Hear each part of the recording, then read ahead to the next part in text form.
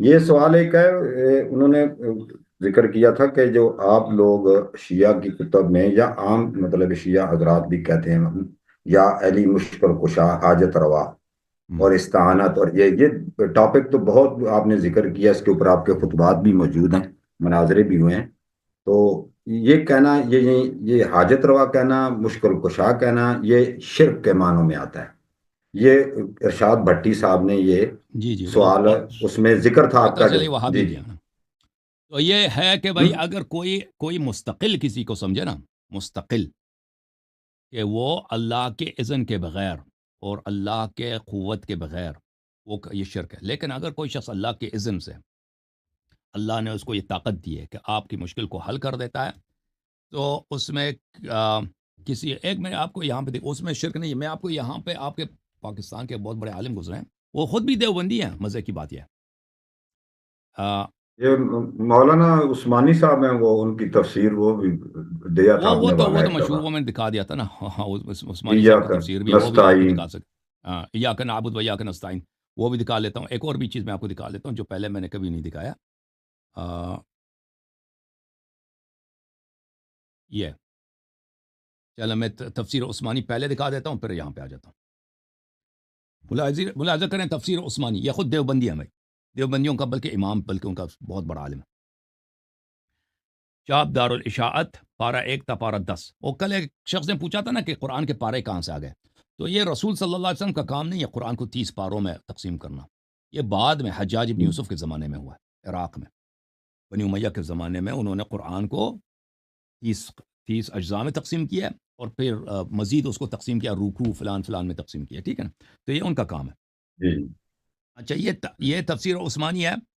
الحمدللہ رب العالمین ایاک نعبد و ایاک نستعین. اس کے تفسیر میں وہ کیا کہتے ہیں، اس آیت شریفہ سے معلوم ہوا کہ اس کے ذات پاک کے سوا کسی سے حقیقت میں مدد مانگنا بالکل ناجائز ہے. ہاں، اگر کسی مقبول بندہ کو محض واسطے رحمت الہی اور غیر مستقل سمجھ کر استعانت ظاہری اس سے کرے تو یہ جائز ہے کہ استعانت در حقیقت اللہ تعالیٰ سے ہی استعانت ہے. اچھا، یہ میں ایک اور آپ کو دکھاؤں. یہ البصائر لمنکری التوسل باہل المقابر، تالیفات مولوی حمد اللہ جان الداجوی. یہ سہارنپور میں پڑھے، تقسیم ہند سے پہلے انہوں نے پڑھا تھا. ابھی ان کی وفات ہوئی ہے، تقریباً 100 سال کے قریب ان کا عمر ہے. یہ جو ہے ولادت شاید 1920 ہے، پتہ نہیں اس طرح ہے. 1924 ان کی ولادت ہے ابھی، اور سنہ 2019 میں ان کی وفات ہوئی ہے. اور یہ بہت بڑے عالم تھے دیوبندیوں کے. صوبہ سرحد میں، افغانستان، پاکستان، پٹھانوں میں ان کی بڑی تاثیر ہے. اور یہ بہت فاضل آدمی تھے، ان کی کتاب سے پتہ چل جاتا ہے. یہاں پر اچھا یہ بہت ساری جملے کہتے ہیں، تو باتیں تو ان کی بہت ساری ہیں. صفحہ نمبر 20 میں وہ لکھتے ہیں، وَأَمَّا الشِّرْكُ فِي الْإِسْتِعَانَةِ بِأَنْ يَطْلُبَ أَحَدٌ الْعَوْنَ مِنَ الْغَيْرِ. شرک اس طرح کہ کوئی استعانت کرے. استعانت سے کیا مراد؟ کہ انسان مدد طلب کرے غیر اللہ سے. فَإِنْ كَانَ يَعْتَقِدُ أَنَّ ذَلِكَ الْغَيْرَ مُسْتَقِلٌ وَخَالِقٌ لِلْعَوْنِ فَهُوَ شِرْكٌ فِي الصِّفَاتِ وَإِلَّا فَهُوَ لَيْسَ بِشِرْكٍ.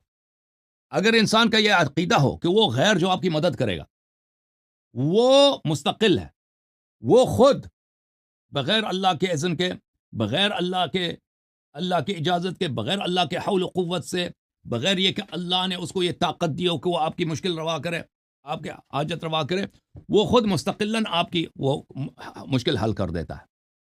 تو بلا شک بلا ریب یہ شرک فی الصفات ہے، والا شرک نہیں. اگر آپ کا عقیدہ یہ ہے کہ اللہ تعالیٰ نے نبی کریم صلی اللہ علیہ وسلم کو یہ طاقت دی ہے کہ وہ مجھے شفا دے سکتا ہے، ٹھیک ہے نا، تو آپ اس سے مدد طلب کریں، وہ یہ اس میں کوئی شرک نہیں ہے. ٹھیک ہے. تو یہ بات کافی لمبی ہے. بہرحال جی جی. جی ہاں، جھوم جاؤ، پرواز کرو، کیوں فخر سے سر اٹھا، کیونکہ اللہ تعالیٰ نے تمہیں انتخاب کیا. صراط حق پر صرف تم ہو، صراط ایمان پر صرف کیا، کیونکہ اللہ تعالیٰ نے تمہیں انتخاب کیا. صراط حق پر صرف تم ہو، صراط ایمان پر صرف